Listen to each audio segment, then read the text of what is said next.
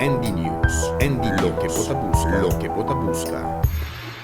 Senhor Norman Serfer a informado-nos que o juiz lo evaluou a detenção de senhora Jacinta Constância. Senhora Constância tem a ver com o caso Omnium, que ainda é aguardo sospechar de estar metida em lavamento de placa. Ayer estava na fiscal do Ministério Público para decidir se a emissora será mais largo. A fiscal ordenar sua prolongação de encarcelação. Isso significa que verlenging in verzekeringsstellingen significa que o próximo 8 dias, para temporada de 8 dias, esta queda será pendiente mais investigação fiscal da rainha para a interrogação que está tomando lugar e me queda será mais largo.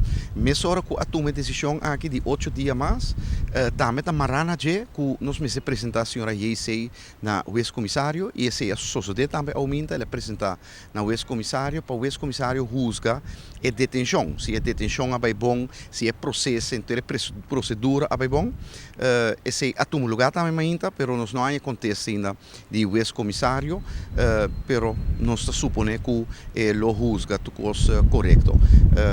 E tá que de hora arriba a mesa, a decisão de fiscal do Ministério Público 8 dias mais será para se a investigação e a interrogação para seguir tomar lugar. Dia mais nós aponta o ponto principal que o laboro será. Qual é aqui anda? Bom, não é diferente, lavamento de placa, estafa, malversação, lavamento de placa.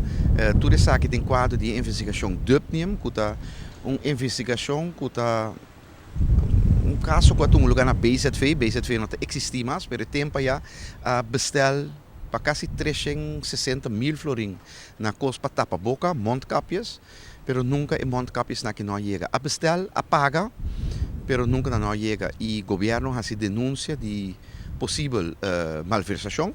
E esse é o que nós estamos investigando. Tem já 3 pessoas sospechosas no caso aqui. O nome de pessoa aqui não pode mencionar? Sim, mas não está na minha cabeça. A minha rata foi base, mas não 3 pessoas.